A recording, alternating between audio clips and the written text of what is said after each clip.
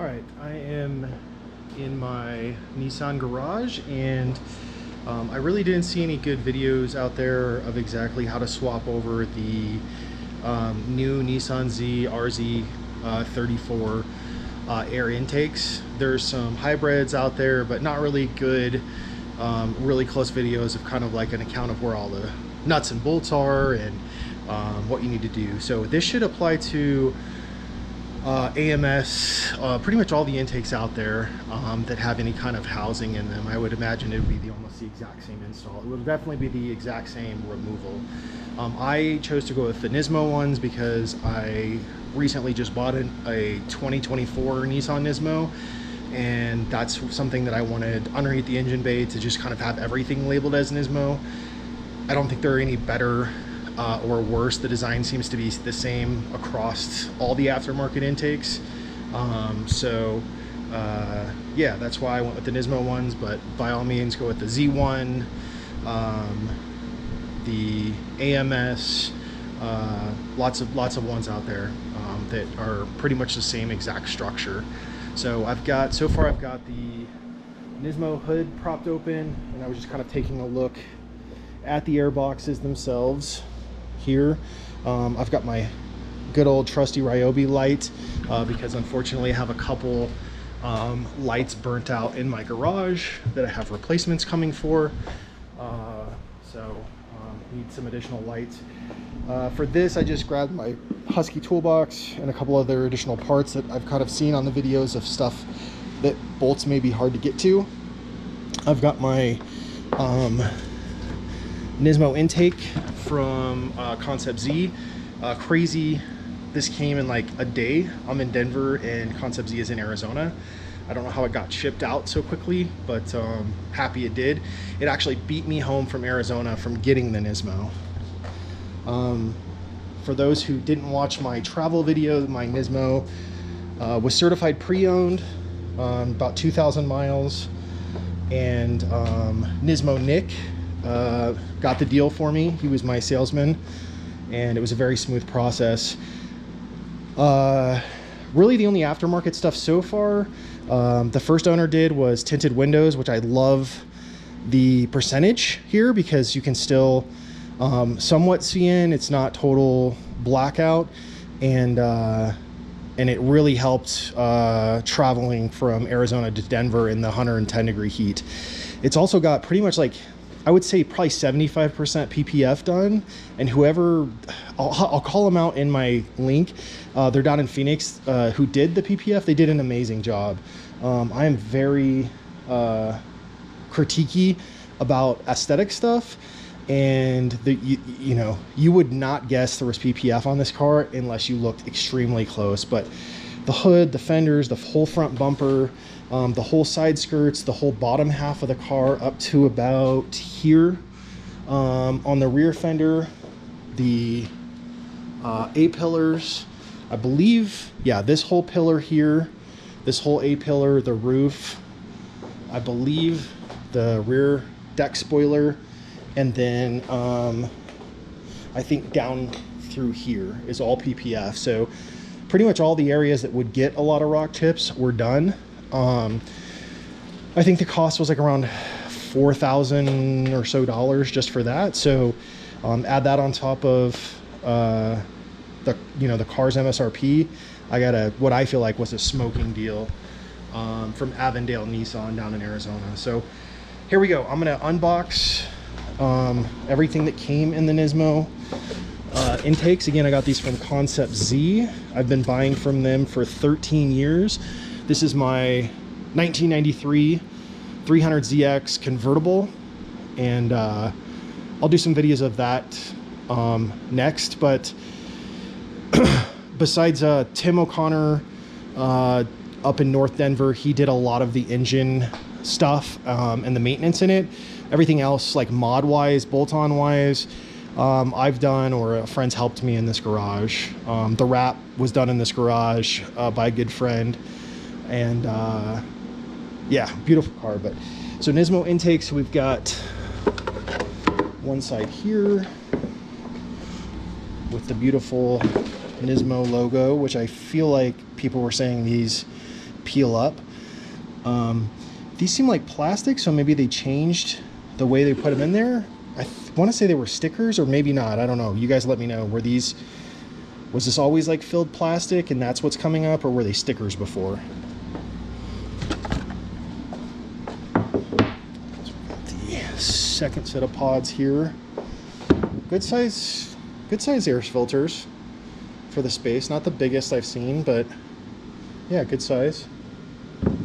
I'd imagine those are probably all the same too. I think they said they came with their own MAF housings, which is cool. So you just take the MAF out of the existing one and bolt it into this one.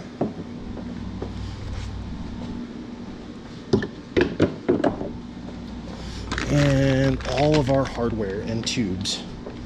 So not a whole lot to it. I do hear, so one's probably gonna have the sensor.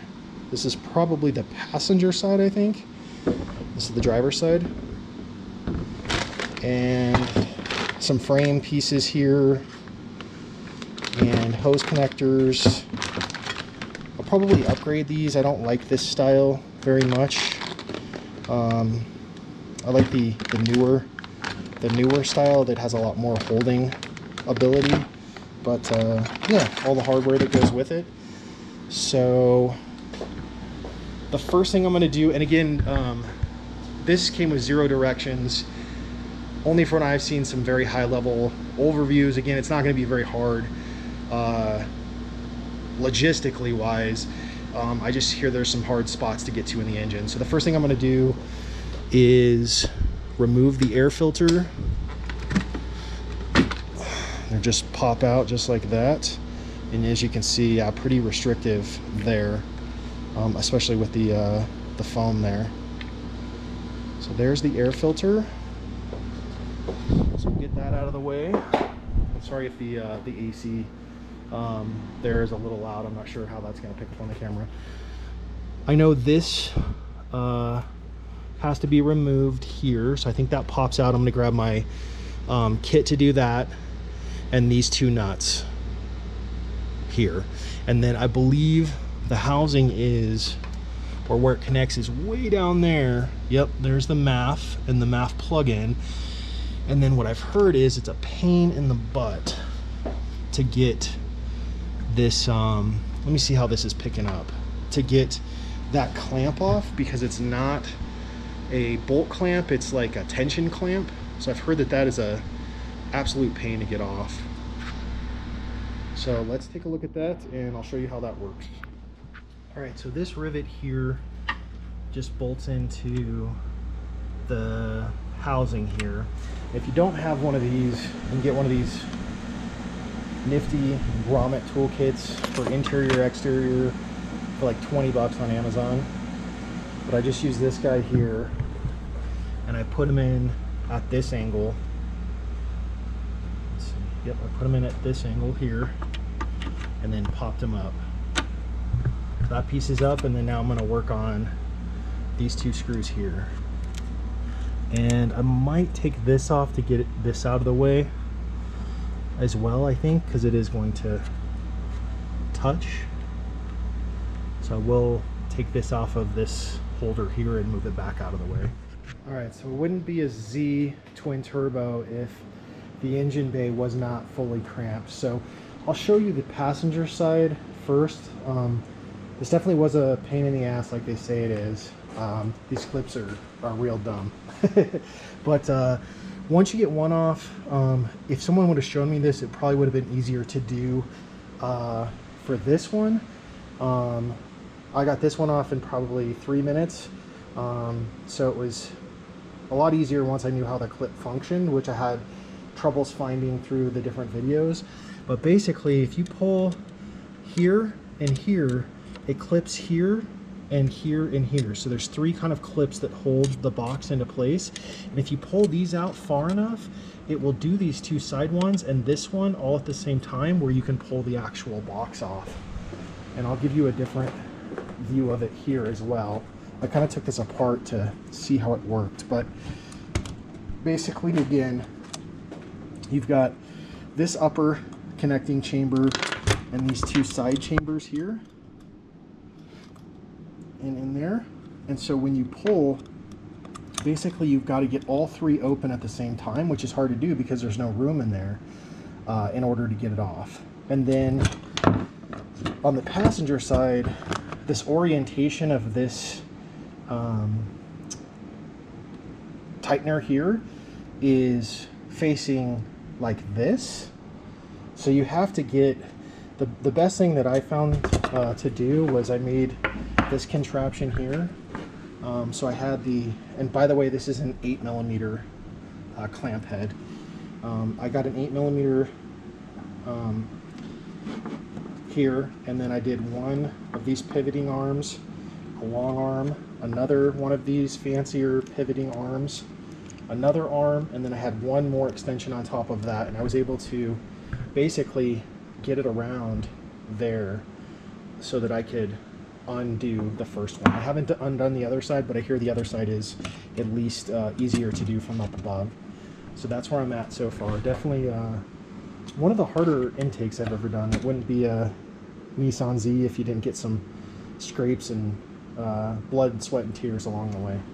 Alright, so with no instructions, it took me a minute to figure this out, but this bracket here connects to this little deal here, which this is the passenger side, but this then sits in the frame, and then this caps it in, and that's what holds it. So this part here, again, with the MAF bracket and then the MAF attached, and then you'll see in the driver's side here, it's already in the location it needs to be. Right there. Hold on. Right there next to the frame. So this thing right here, that's what that ball joint is going to sit into. And I'm going to be working on the arraignment of the clamp so that I can get something in there to tighten it.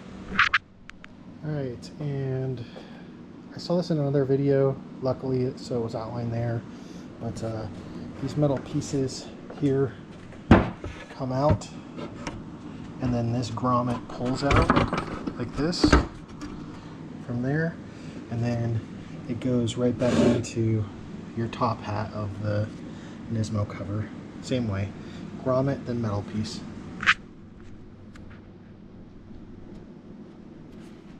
Just one more quick mention too, that I don't think I showed before, but I use the pry tool, and then underneath the clips,